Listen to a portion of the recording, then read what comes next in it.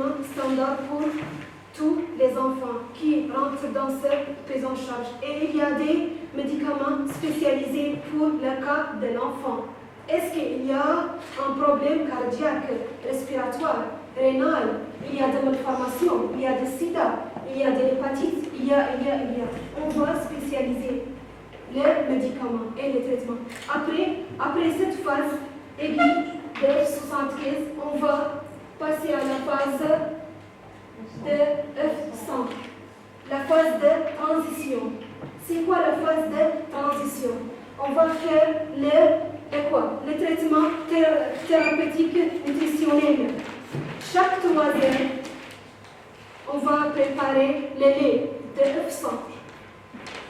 Dans les périodes de F75, les phases aiguës pour les odèmes et tout ça, il va disparaître. Pour nous, on va fixer l'objectif d'augmenter le poids. Mais il y a des choses qui vont mourir à cause de l'écart. Il vient très fatigué. Même nous, on fait des urgences pour l'enfant, il est très fatigué. À cause de ça, les décès sont beaucoup. Ici, on a le suivi médical par des agents nutritionnels ou bien les infirmières, les médecins, les pédiatres. Chaque 24 heures, on va suivre. Comment on va suivre? Chaque jour, on va peser. On va regarder est-ce qu'il y a l'augmentation. On va regarder le test de l'appétit. On va regarder la fièvre. On va regarder toutes les choses. Est-ce que lui, c'est bon? Est-ce que lui est stable? Parce que les enfants dans ce âge sont petits, ils ne parlent pas, ils n'expriment pas, ils ne disent pas, moi je suis pas. Non. Toi, tu vas vérifier tout. Ok. Ici, on a quoi? On a le type de traitement, je vais parler de ça. L'ATP, c'est quoi l'ATP? On a. Je vais mettre ça dans la photo.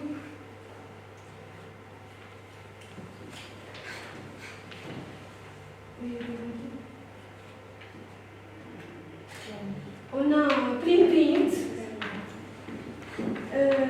C'est un complément alimentaire. Il y a d'arachide, il y a beaucoup de multivitamines pour l'enfant. Mais ça, on n'utilise pas à l'hôpital. Non.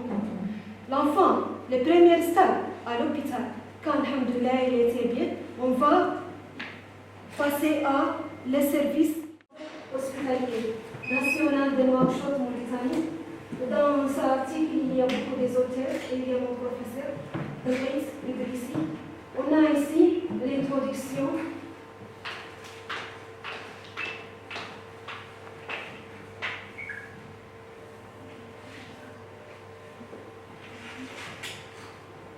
Ici, on a l'introduction. La malnutrition est un phénomène qui persiste tant au plan national que mondial. La malnutrition, ça existe au niveau national et mondial. La malnutrition, on peut dire qu'il y a des sens. L'obésité, c'est une malnutrition. Surnutrition, c'est malnutrition. On chute, malnutrition. On augmente, malnutrition. Même les grands, ce n'est pas seulement les bébés. Ici, on a quoi? La malnutrition regroupe des grandes étapes. La dénutrition et l'obésité. Elle est un problème très répandu dans les pays en développement. Pourquoi tout le temps on dit les pays en développement? Parce que les pays en développement, la malnutrition, c'est un secteur multi. Ils les ont placés où? Dans des banques, et dans la plupart des cas, dans des banques américaines qui étaient installées à Londres. Pourquoi? Parce que les banques aux États-Unis, il y avait une loi à l'époque qui était compliquée pour les prêts, et eux, pour suivre la loi, se sont installés à Londres.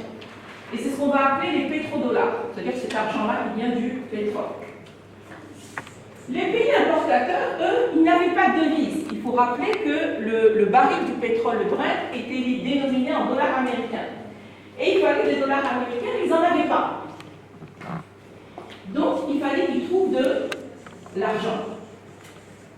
Et miracle, les banques ici avaient plein d'argent et eux demandaient plein d'argent. Qu'est-ce qu'ils ont fait? Ils leur ont prêté. Et quand ils leur ont prêté sur la base que cet argent-là, ils leur ont prêté en appliquant les mêmes règles que lorsqu'on prête à une entreprise et autres. Vous allez voir parce que je vais arriver dans quelques minutes. Donc, on a prêté de l'argent. Et à l'époque, en 79-80, jamais aucune banque n'a fait ce qu'on appelle du risque payé, du country risk. Pour eux,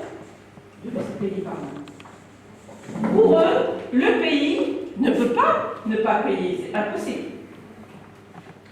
Et en 1980, en 1981, le Mexique lève la main et dit je ne peux plus payer. Débrouillez-vous, la règle, on démissionne. Devinez combien. Alors, vous savez comment ça marche les prêts pour les pays? Qui vient du Sénégal? Moi. Ok. Vous avez un office de la gestion de la dette publique, oui. Carrément. Donc, vous voyez que ça a pris tellement d'importance que certains pays ont été obligés de créer un ministère pour ça, enfin un office pour ça. Comment ça marche? Quand le Maroc veut emprunter 500 millions d'euros, il ne peut pas arriver comme ça en disant non. Donc, il va s'adresser à une première banque, par exemple à la Citibank.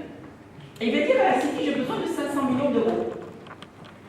La Citi va dire, ok, je prends.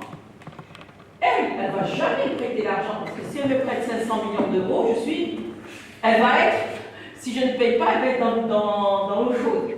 Donc elle va appeler tout son réseau. Le Maroc va emprunter, tu veux donner quelque chose? Oui, 10 millions. Quel taux? 5. L'autre elle appelle, elle dit, bon, Chase Manhattan Bank, je suis preneur, je donne 20 millions. Et elle va continuer à travailler jusqu'à ce qu'elle ramasse les 500 millions. C'est ce qu'on appelle un prêt syndiqué, c'est ce qu'on appelle une syndication bancaire. Une syndication bancaire, ce qu'on appelle de l'ingénierie financière aujourd'hui, c'est je ramasse un pool, je le mets ensemble, puis moi, Maroc, je ne vous connais pas, vous. La seule que je connais, c'est elle. Donc quand je discute, je ne discute qu'avec elle. Je ne peux pas discuter avec les 1000 ou les 200 ou les 20 qui sont là. À votre avis, en 1981, combien de banques étaient impliquées dans le prêt au Mexique? Banque américaine. Allez, je prends 3 chiffres. 3 nombres. 10. 10. Ok. 40. 40, je suis là. 5. 5.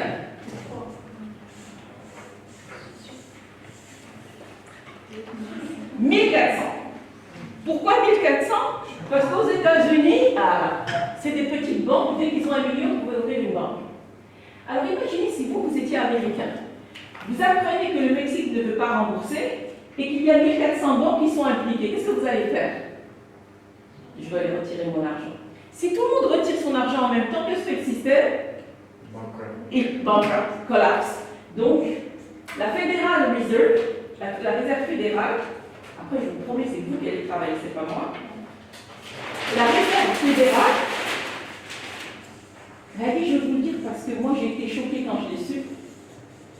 La réserve fédérale n'est pas une banque centrale, c'est une banque privée. C'est la seule banque centrale du monde qui est privée. Et donc, eux vont dire au Mexique, on te donne 1 milliard pour que tu rembourses nos banques, et après on se règle entre nous. Et c'est là où on va voir le plan Baker, etc. Mais ce n'est pas ça que je veux regarder avec vous. Ce que je veux regarder avec vous, c'est qu'on a des banques privées. Donc les pays ont emprunté à des banques privées. Ou les banques privées, qu'est-ce qu'elles font? Elles vont s'asseoir avec vous. Elles vont vous appliquer les mêmes règles qu'elles appliquent aux entreprises. Exactement. C'est là où on va avoir les fameux PASS, le programme d'ajustement structurel. En fait, qu'est-ce que c'est que les PASS? C'est une application simple et bête de ce qu'on fait pour les entreprises. On leur dit quels sont vos revenus, quelles sont vos dépenses. Donc c'est le budget. Dans les revenus, on a les impôts des individus, des ménages. On a les impôts des entreprises. On a les entreprises d'État. On a les redevances et les intérêts qu'on peut toucher. Redevances, c'est surtout pour les pays exportateurs de pétrole ou qui ont des mines, etc. Qu'est-ce qu'on a comme dépenses? Les fonctionnaires. L'éducation, c'est une dépense pour eux. La santé. L'infrastructure. L'infrastructure santé, les subventions, merci. Oui, les subventions. On a aussi le service de la dette, donc ce qu'elle doit. Et généralement, on a la sécurité et donc l'armement. Je le mets toujours parce que j'aime bien être sarcastique. Qu'est-ce qu'on va leur dire? Il faut attirer les entreprises.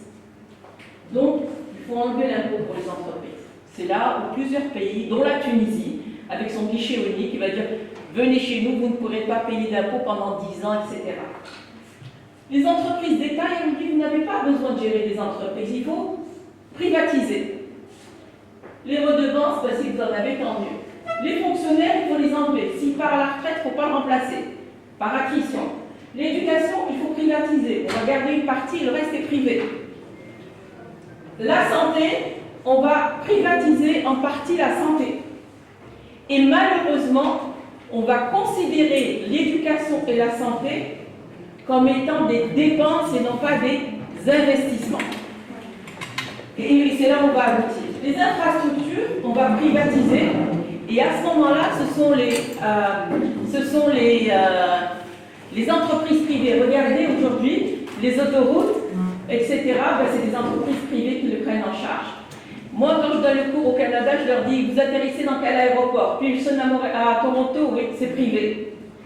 Ils ne savent pas, les gens ne savent pas que la plupart des aéroports et des ports sont de nature privée. Les subventions, on va leur dire, pourquoi vous les subventionnez? Je donne un exemple, la subvention du pain. Alors, chez les Américains, il faut voir qu'à cette période-là, tous ceux qui sont dans des banques et le reste, c'est des gens qui sont sortis de Chicago. Et Chicago, c'est une université dans laquelle il y a eu plusieurs prix Nobel et dont l'objectif est de vous dire l'État ne doit pas intervenir. Il ne faut pas qu'il y ait d'État. C'est le marché qui va se réguler lui-même. Donc, ils disent, il ne faut pas subventionner. Sauf qu'ils ont oublié une chose. Nous, on mange du pain pour manger. Tant qu'on peut manger, généralement, les gens restent calmes. Mais si vous leur enlevez le pain, vous leur dites demain matin, la baguette, elle coûte 20 dirhams, tout le monde va être dans les rues. Eh bien, c'est ce qu'ils ont essayé de faire. Exactement. Mais c'est ce qui est arrivé en 83 et 86, qu'on appelle les émeutes de la faim. Donc, quand vous appliquez des règles bêtes et stupides, pardon, pas bêtes et stupides, mais les mêmes règles que vous donnez aux entreprises que vous donnez au pays, ça ne donne pas les mêmes résultats. Quand il y a eu la hausse du prix de pétrole en 2008, je ne sais pas si vous en avez, vous étiez né, oui, quand même, d'accord. Quand il y a eu, tout le monde a dit, ah, pas de subvention. Le Sénégal a dit, moi, ça m'est égal. Je subventionne le pétrole. Pourquoi? Parce que quand la nourriture arrive d'un point à disons, Dakar et autres, je ne veux pas que le prix des biens se mette à monter. Mais tout le monde suit. Et, bon, la dette, moi, je n'ai jamais vu de règle, jamais, sur il faut arrêter d'acheter de l'armement. C'est la seule chose à laquelle ils n'ont pas touché, mais ils ont touché à tout le reste. Donc on est arrivé à quel point aujourd'hui? On est arrivé où l'État a très peu de marge de manœuvre, tout ce qu'il sait c'est déficit zéro. C'est le leitmotiv. On vous dit qu'il faut que le budget soit équilibré. Et ça, peu importe le pays. Alors ça nous a amené à quoi? À beaucoup d'inéquité, à beaucoup de différences. Alors on est arrivé au niveau des Nations Unies à dire, voyons voir un plan global, global compact. On va prendre un projet commun pour sortir tous les pays, pour éviter et amoindrir l'inégalité. Et l'objectif était 2015. Évidemment, quand on est approché de 2015, on a dit qu'il faut repousser. Donc on est arrivé avec des objectifs de développement durable, les 17, sur un objectif de 2030. Mais vous avez déjà vu qu'on est rendu maintenant à parler de 2050 et 2060.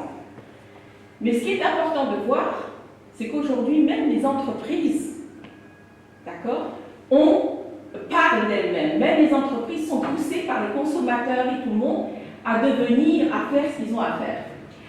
Et dans ces ODD-là, eh bien, il y a combattre la faim. Il y a prendre soin de l'eau. Il y a l'éducation. Il y a la santé. Il y a tout ce qu'on a demandé de barrer, c'est revenu. Maintenant, chaque pays contribue et on demande aux entreprises d'y contribuer aussi. Ça va jusque-là. Et ce qui a été extraordinaire, à côté de ça, c'est le développement des moyens de communication. On avait le journal.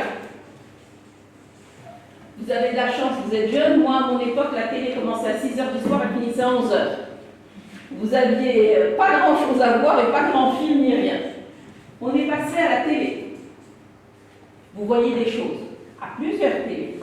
Et là, le problème avec la télé, c'est que s'il y a un conflit, par exemple, disons en Ukraine, ben, il faut envoyer des journalistes, ça vous coûte les billets d'avion, la sécurité, le matériel et tout. Donc c'est très coûteux. Et comment des compagnies, elles, les télévisions et le reste sont capables de gérer ça? C'est en vendant de la publicité. Ça va? Or, qui regarde aujourd'hui la télévision et le reste? Plus grand monde. Donc, leur publicité, les revenus de publicité ont chuté. Ça va vers où? Ça va vers les réseaux sociaux. Oui? Exactement. Exactement. Et le problème, enfin, et là, ça a un avantage et un inconvénient. L'avantage, c'est que l'information, elle est instantanée. C'est là, je suis en train de vous filmer, peut-être que quelqu'un est en train de filmer et en train de poster tout de suite. Donc c'est parti. Ça coûte 0. Votre abonnement, vous l'avez, vous avez même le Wi-Fi, donc vous pouvez y aller. Par contre, comme disait ce matin M. Chaudry, ben vous avez de la bonne et de la mauvaise information. Donc, il y a bonne et mauvaise. Et ces réseaux sociaux, c'est comme un tambour. Ça augmente la résonance des choses. Si je vous dis quelque chose, je n'ai plus besoin d'aller dans d'autres frontières et le reste. Je lâche et tout à l'échelle. Exact. Donc, alors ma première question pour vous, on vous dit que la pandémie, je reviens à la question initiale, je m'excuse pour le rappel, mais il fallait que je fasse par ça. La pandémie, la connectivité et le BD. Quelles sont les opportunités pour les jeunes? Alors, je vais vous demander de vous mélanger en petits groupes. Ça me prend 3 groupes, on va faire 3 groupes. Et dans ces 3 groupes-là, je vais vous poser une première question. Premièrement, est-ce qu'elle est un peu dérangée, cette madame, de nous parler d'opportunités avec une pandémie? Donc, je voudrais que vous identifiez clairement 3 grandes opportunités que la pandémie a ramenées. D'accord? Sur le plan personnel, madame? Non, c'est sur le plan large. Rappelez-vous que vous êtes en train de bâtir un continent. Donc l'idée, c'est comment on construit ensemble. D'accord? Donc, vous êtes de quelle origine? Marocain. Je vais vous mélanger. D'accord? Vous pouvez bouger, s'il vous plaît? Et des jeunes avec des moins jeunes, etc. Vous ne restez pas ensemble. Vous ne restez pas ensemble. Vous allez là-bas. Allez. Allez. 3 opportunités.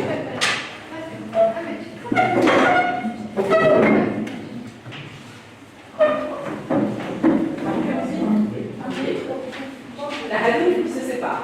Donc, 3 là, vous vous séparez. Alors, il y en a un qui vient là. Voilà. Alors, 3 opportunités, s'il vous plaît. Oui, c'est parfait. D'accord, parfait. Allez, vous avez 7 minutes. 7 minutes.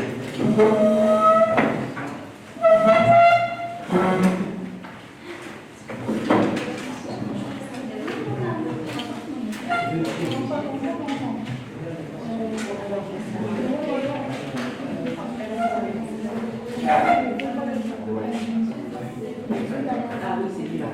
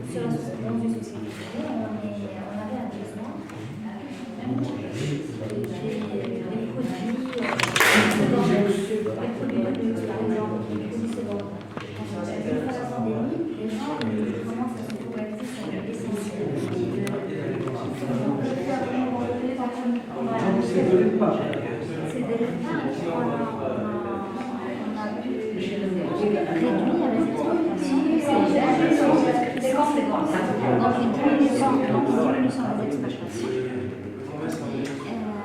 Donc, les importations.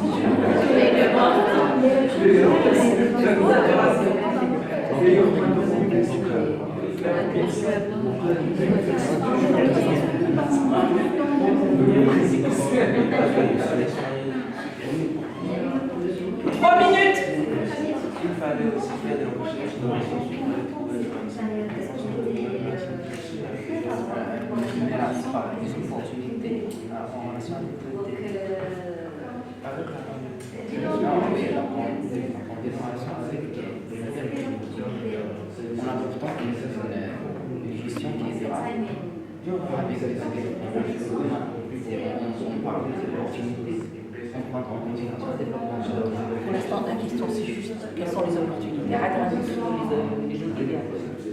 Le développement doit aboutir.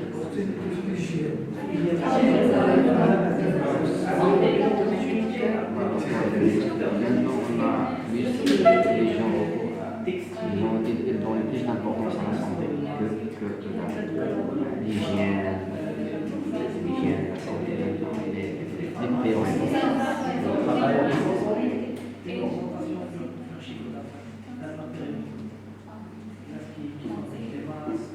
Une minute.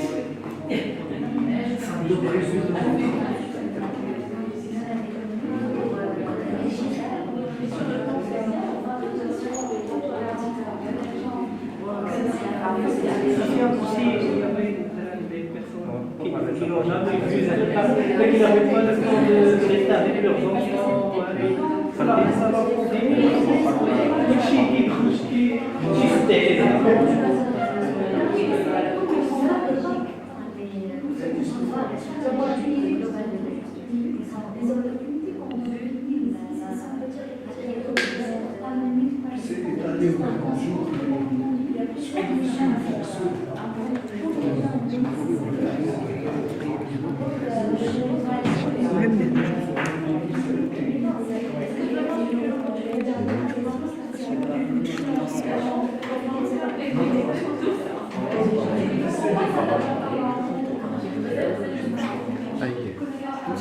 C'est comme un plan budgétaire.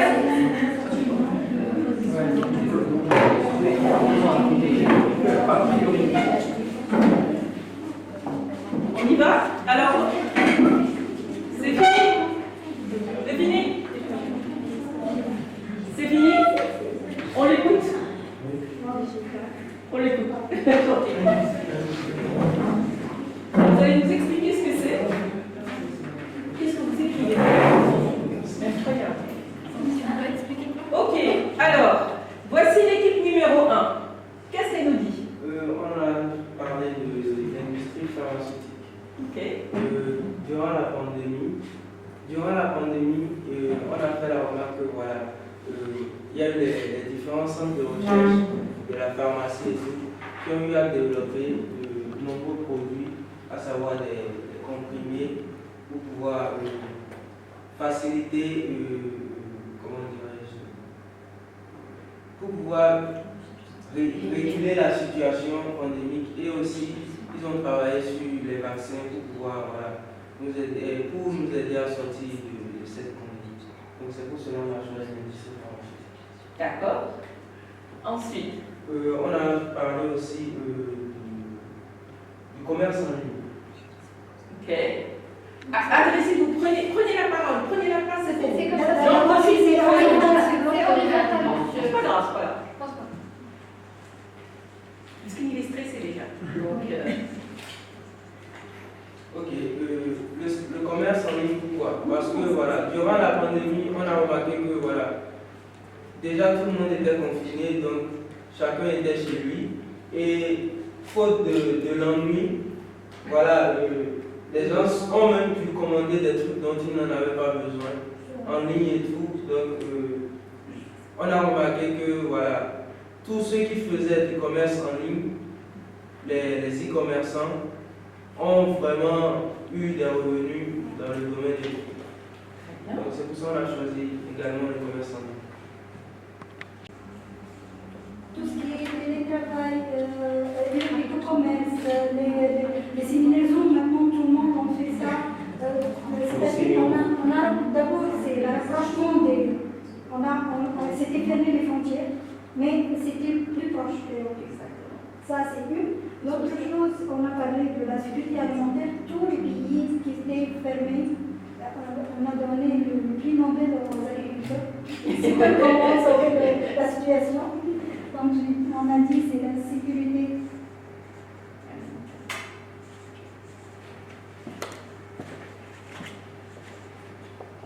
Et on a discuté autour de ressourcing. C'est le renforcement des capacités des jeunes nationales, c'est-à-dire on n'a pas fait un cours comme un expert de X pays comme ça. Non, ce sont les jeunes et surtout c'est la motivation des jeunes. Tous les jeunes et les jeunes qui sont encore étudiants même, ils ont bougé, ils ont cherché à laboratoire, qu'est-ce qu'on peut faire, qu'est-ce qu'on peut ajouter. Et ça, du coup, c'est un peu côté nationalité, sensation d'être citoyen. Et de l'autre côté, c'est le renforcement des capacités humaines nationales.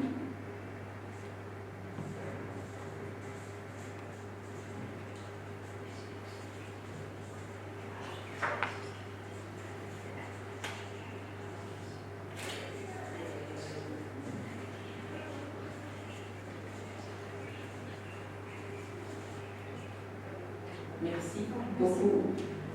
Troisième élément, c'est la diminution des importations. Okay. Et le deuxième axe, c'est la digitalisation des services. Donc, la première chose, surtout on a touché à ça, l'enseignement. Donc, les professeurs, ils ont obligé vraiment de faire des cours à distance, de s'adapter surtout avec tout ce qui est digitalisation, Zoom, Meet, même si on a trouvé plusieurs professeurs, ils ont vraiment, on peut dire, peur, ou bien ils hésitent vraiment d'utiliser tout ce qui est digital. Donc, ils n'ont pas assez de connaissances assez approfondies pour utiliser ça. C'est même pas le changement. Donc on ne travaille pas sur la conduite de changement. Donc on est toujours dans l'obligation. Dès le problème de la pandémie, la digitalisation. Et le troisième axe, c'est un petit peu social. Donc on vit toujours avec notre famille. Même le taux de divorce est augmenté dans la période pandémie. Mais ça m'empêche, je peux dire, on a vécu, on peut dire, presque 2 ans. Oui, 2 ans. On a gagné 2 ans avec nos familles, même un petit peu loin de travail, des empêchements qu'on a toujours chaque jour. Proche du cadre familial. Proche du cadre familial, donc c'est social. Même les statistiques, ils ont parlé comme quoi que la pandémie elle a vraiment une grande influence. ودوا أن يتم نقل أشعار رمل الماية من معناها الدنيوي لتؤتي معنى آخر معنى ديني فنقلت خدودها إلى مديح رسول الله صلى الله عليه وسلم. وهنا تبان واحد المسألة خاصة وهو أنه الآلة الأندلسية أو ديوان الآلة الأندلسية ويخفي وراءه فلسفة خاصة وتصورات خاصة بعضها طبي بعضها فلسفي بعضها نفسي وبهذا المعنى يمكن أن نقرأ تراث الآلة الأندلسية انطلاقا من هذا المعنى. فلكل طبع خاصيته ولكل لحن ميزته ولكل نغم وجد يثيره. معنى وجد يعني شيء يوجد في سريرة القلب، وليس في سر القلب، في سريرته، والسريرة أدق من السر. هذا في القرآن يوم تبدى السرائر وجاء الأسرار. السر قد ينتقل، ولكن السريرة شيء في سويداء القلب، كل نغمة تثير شيئا من ذلك. رغم ما يلاحظ بأنه فيه تحس فيه العظمة ديال الدين الإسلامي، العظمة ديال المكانة ديال رسول الله، نفس الصفور من بهاء وملوكية السلاطين المدنية.